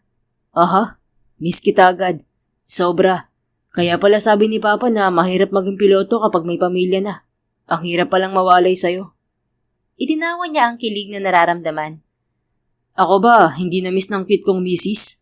Masuyong tanong nito. Hindi. Pabirong sagot niya na ikinasimangot nito.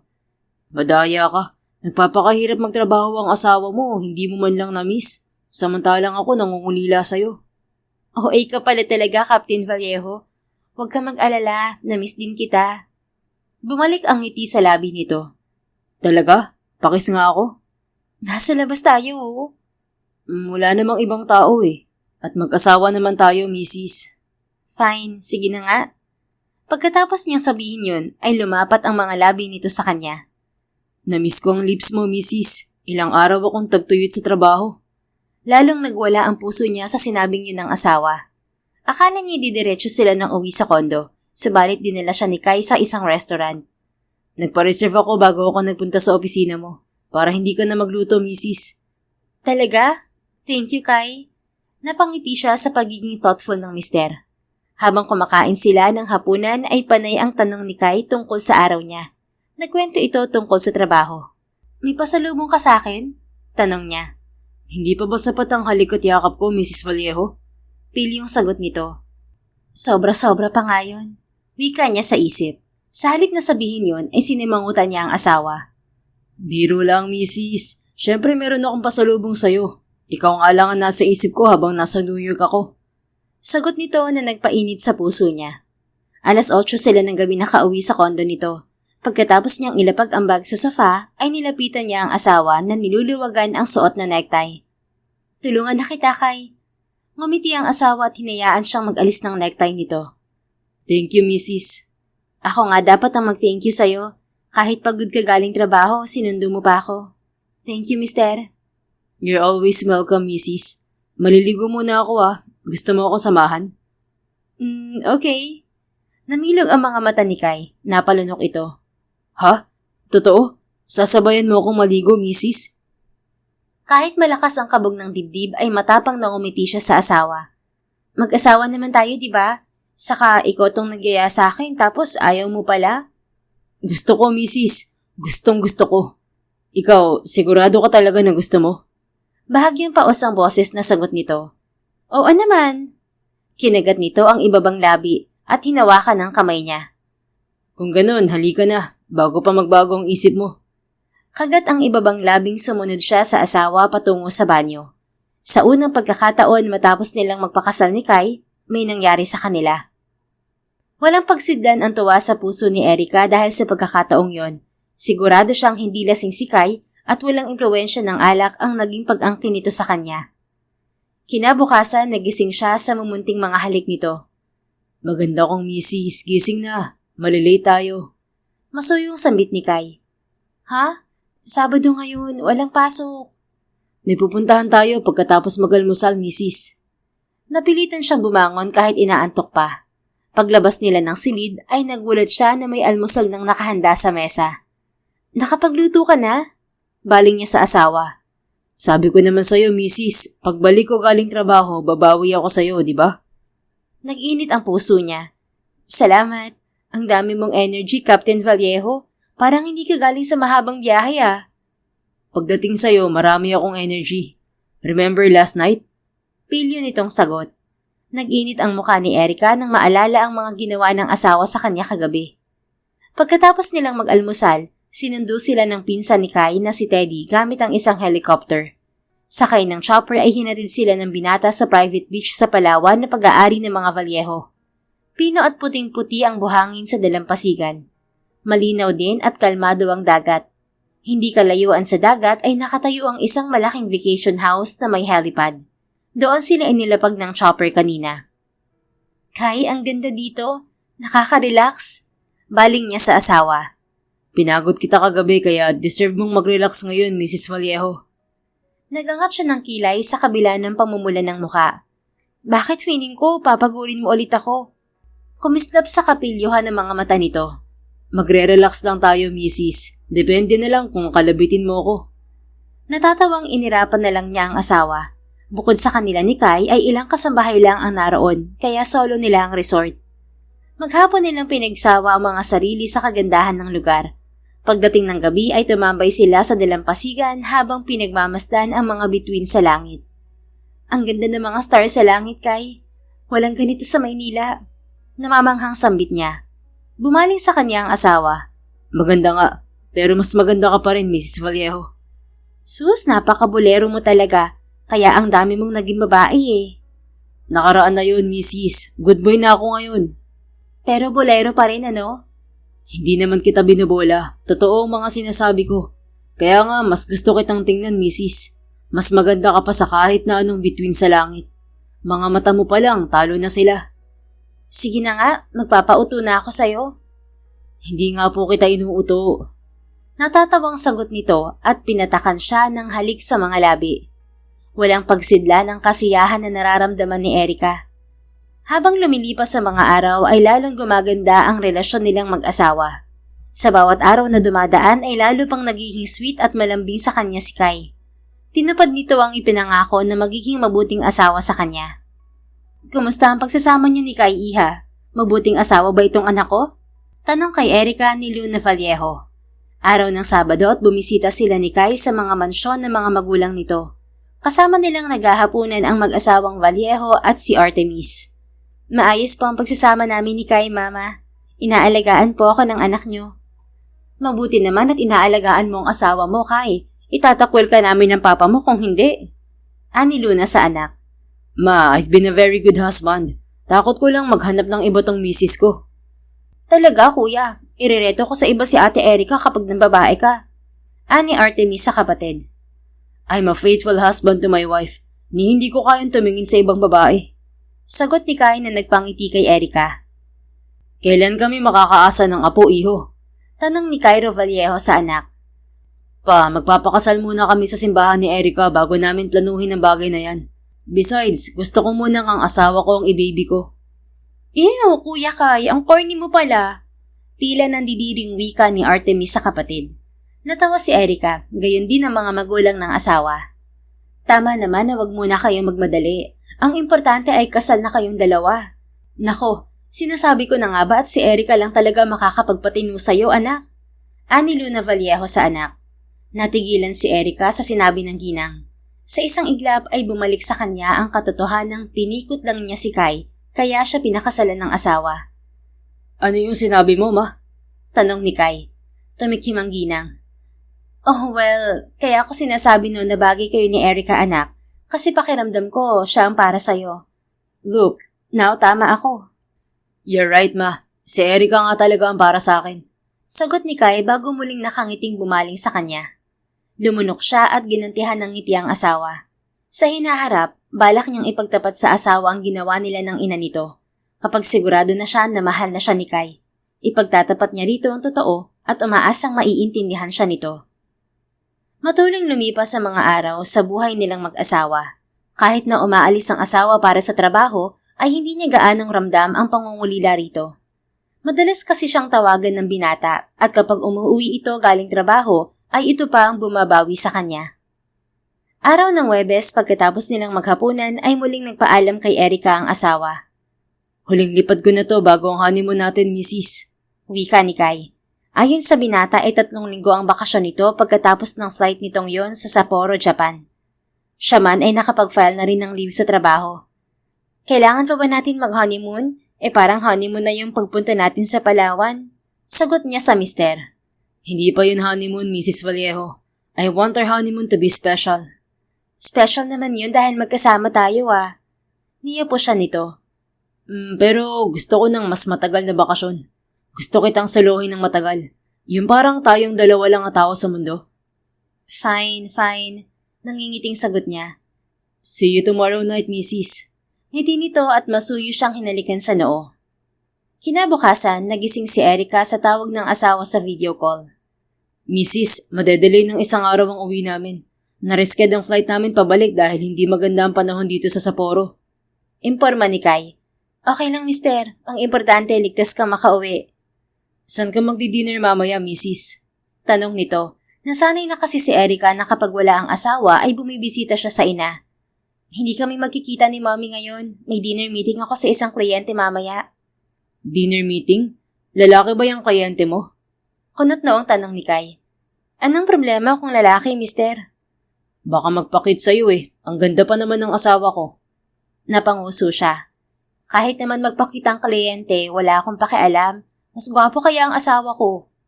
Tama yan, misis. Pero lalaki nga ang kliyente mo. Don't worry, babae po. Kaya wag kang magselos dyan. At may kasama naman ako sa team, mister. Nakagat niya ang ibabang labi nang mapagtanto ang sinabi.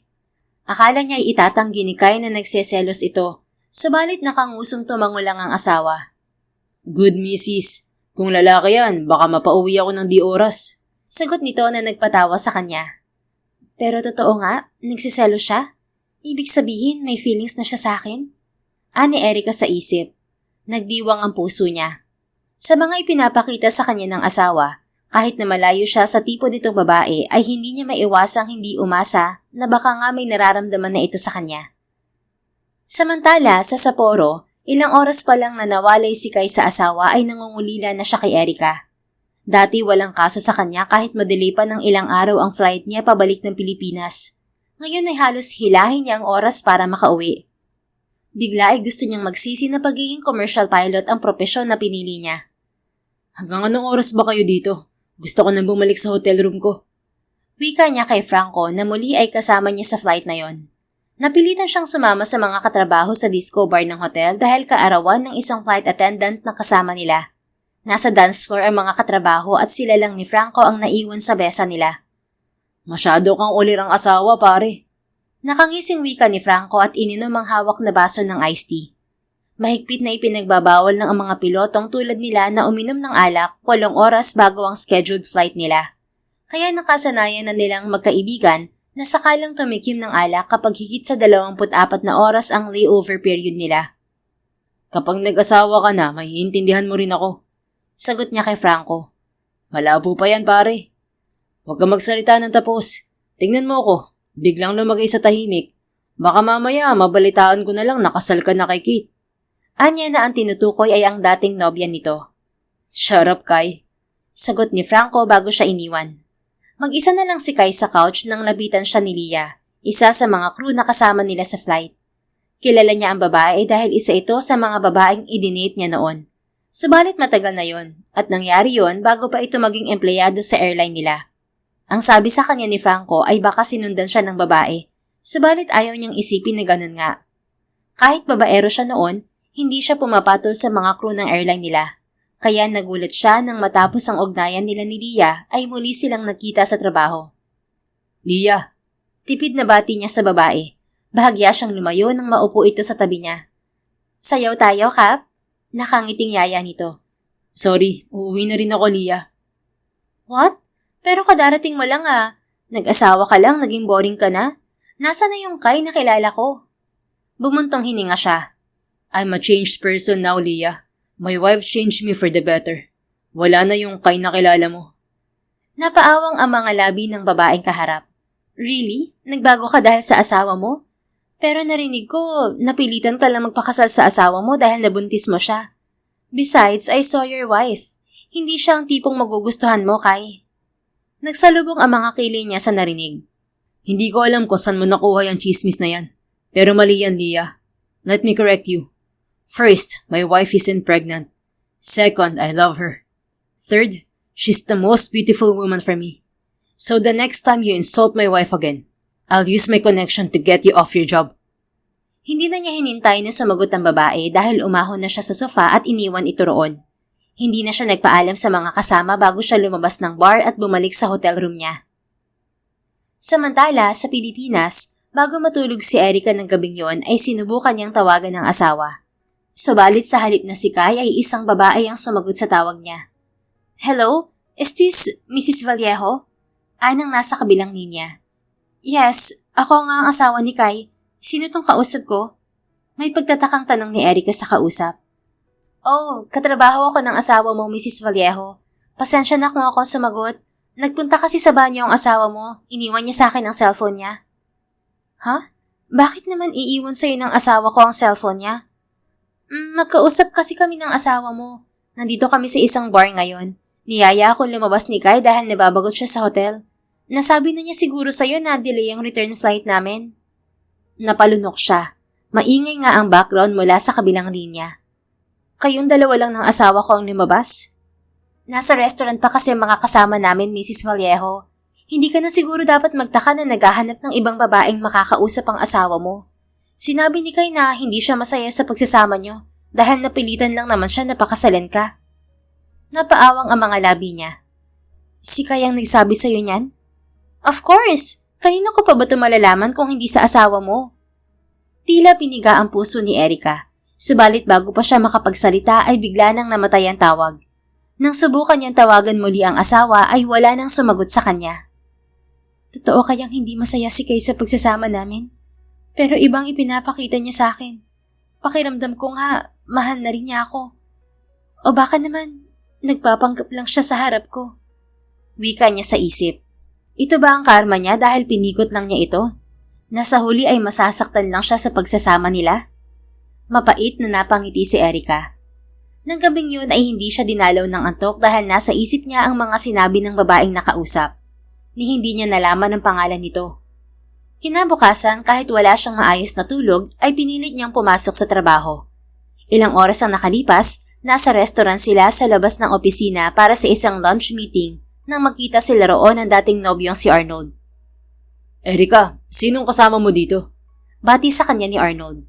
Simula noong maghiwalay sila ng dating nobyo, ayun ang unang beses na nakita niya ito muli. May business meeting sana ako pero nagkaroon ng emergency yung kliyente ko. O kung ganun, pwede ba kitang samahan dito sa mesa mo? Tipid nang umiti siya. Sure, okay lang. Kamusta ka na pala, Arnold? Lumaki ang ngiti ng lalaki. Ito, may bagong girlfriend ah. Sa kabila ng hindi magandang araw ay napangiti siya. Talaga? Mabuti naman, Arnold. Masaya ako para sa'yo. Salamat, Erica. Ikaw, totoo ba yung narinig ko na nag-asawa ka na raw? Oo, nag-asawa na ako. Sagot niya at tipid ng umiti. Pinagmasdan ng kaharap ang mukha niya. I'm sorry kung nangihimasok ako, pero parang hindi ka okay ngayon, Erica. May kinalaman ba to sa biglaan mong pag-aasawa? Hindi ka ba masaya sa asawa mo? Masaya ako, Arnold. Namimiss ko lang ang asawa ko kaya ako ganito. Piloto kasi siya at nasa ibang bansa ngayon. Teka, piloto? Si Kay Vallejo bang napangasawa mo? Yung kinakapatid mo? Oo, si Kay ang asawa ko. Bahagyang natawa ang dating nobyo. Tama nga ang hinala ko. May gusto sa'yo ang kinakapatid mong yun. Ha? Anong sinasabi mo? Naghinala ako na may gusto sa'yo si Kay Vallejo. Hindi ko kasi makalimutan ang tingin niya sa akin nung ipinakilala mo kami sa isa't isa. Parang susuntukin ako eh. Sa sinabing yun ni Arnold ay bumalik sa kanya ang mga sinabi ng biyan ng babae. Napakiramdam nito ay mahal din siya ng anak nito. Kung ganoong maging si Arnold ay sinabi rin yun, ay nais niyang maniwala na totoo nga ang sinabi ng ginang. Na hindi pa sila kasal ay may pagtingin na sa kanya ang asawa.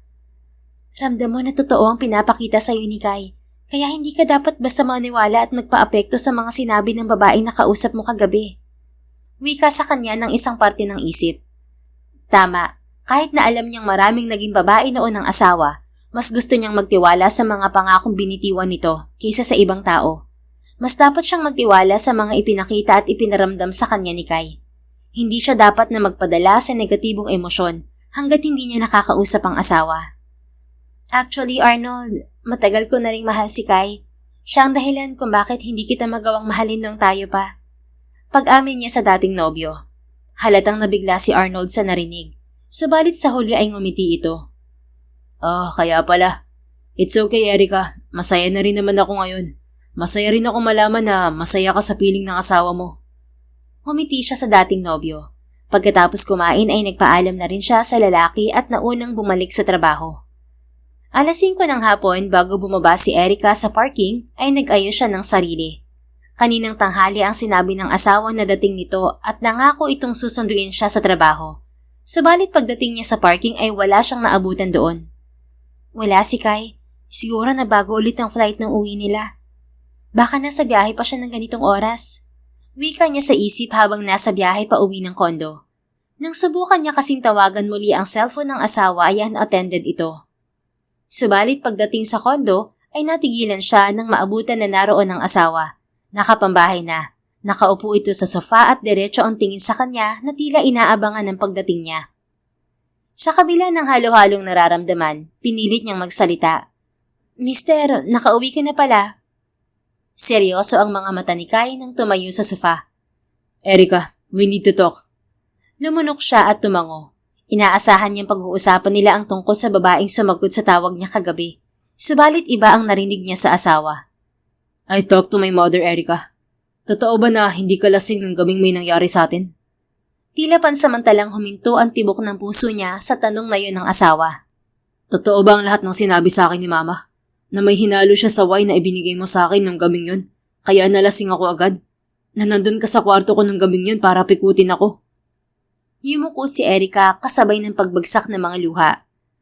Kung ano man ang narinig mo sa mama mo, totoo lahat yun, Kai. I'm sorry. Narinig niya ang paghugot ng hininga ng asawa. Bakit ka pumayag sa planong yun ni Mama, Erica? Dahil mahal kita, Kai. Noon pa man mahal na kita. Pag-amin niya. I've been in love with you since I was 16. Pero alam ko namang wala akong pag-asa sa'yo.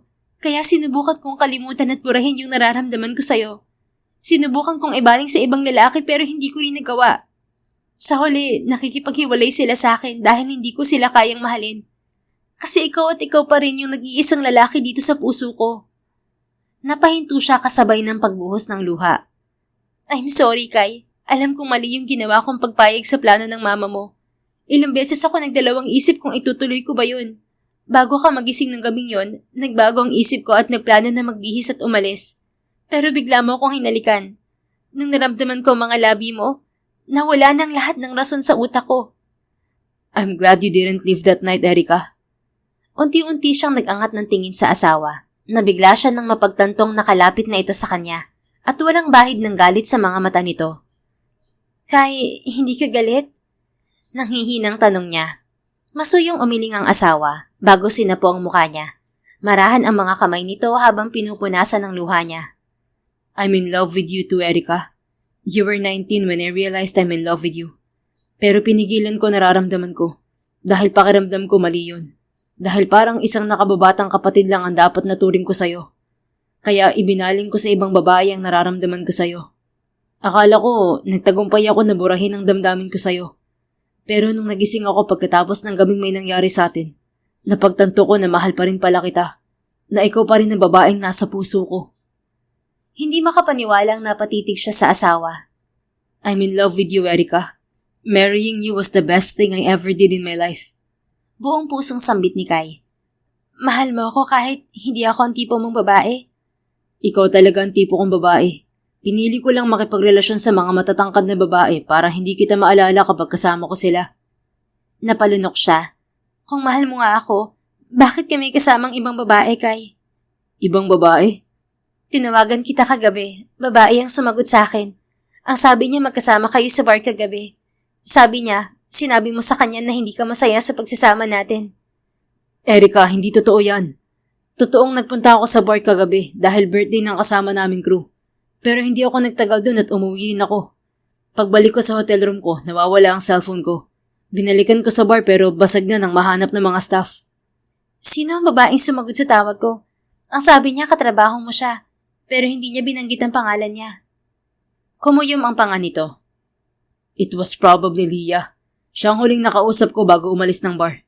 Siya sigurong nakapulot ng cellphone ko. Leah? She's a flight attendant, Erica. May naging relasyon kami noon, bago pa siya maging empleyado sa airline. Sabi ni Franco, sinundan ako ng babaeng yun kaya pumasok siya sa airline ng pamilya namin. Believe me, Mrs., kailanman hindi ko sinabi sa kanya o sa kahit na sino na hindi ako masaya sa pagsasama natin.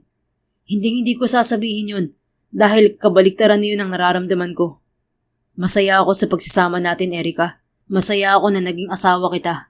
Masayang masaya. You're all I ever wanted in my life. I've never been this happy in life since we got married. Naniniwala ako sa iyo, Kai. Muli ay naluluhang sagot niya. Thank you, Erica, my wife. Patawad dahil nasaktan kita. Wala kang kasalanan. Don't worry, hindi ko mapapalampas ang ginawa ni Leah. I will get her fired from the airline. Tinangka niyang sirain ang pagsasama natin at hindi ko mapapatawad yun. Bakit pala hindi mo ako sinundo sa trabaho? Bumuntong hininga si Kai. I went straight to your office this afternoon, pero nakita ko kayo ng ex mo sa katabing restaurant ng opisina mo. I got jealous so I left. Nagpunta ako sa mansyon at doon ko nga nakausap si Mama. Hinawakan niya ang pisngi ng asawa.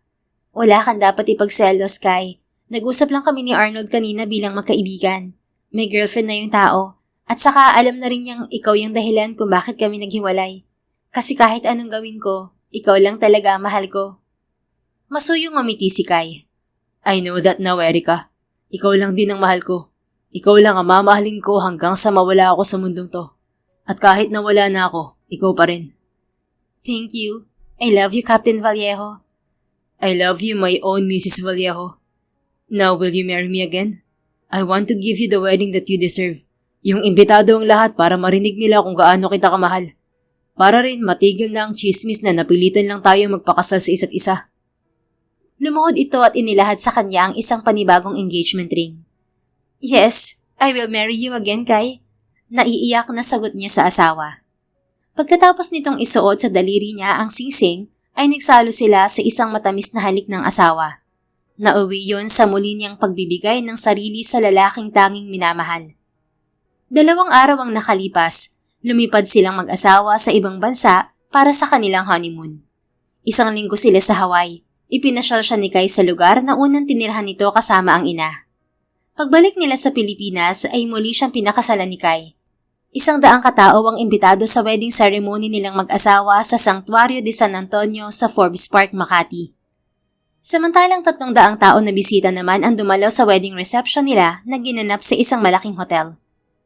Sa lahat ng mga bisitang imbitado ay ipinahayag ng mag-asawang Malakay at Erica ang labis na pagmamahal sa isa't isa. 2 taon pagkatapos ng pag-iisang dibdib nilang mag-asawa ay ipinagkaloob sa kanila ang unang supling nila. Sa loob ng pagsasama nila ay biniyayaan sila ng may kapal ng 3 malulusog na anak. Hindi lahat ng pagsasama ay nagsimula sa pagmamahalan. Ang iba ay nagsimula sa pikot.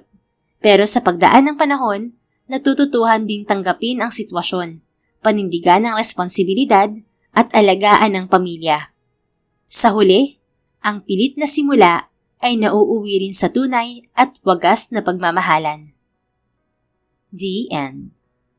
If you enjoyed this story, please don't forget to like, subscribe, comment, and share. Your support helps us reach more people and spread the love. Thank you for tuning in, and we're looking forward to seeing you again soon. In the meantime, please take care and may God bless you always.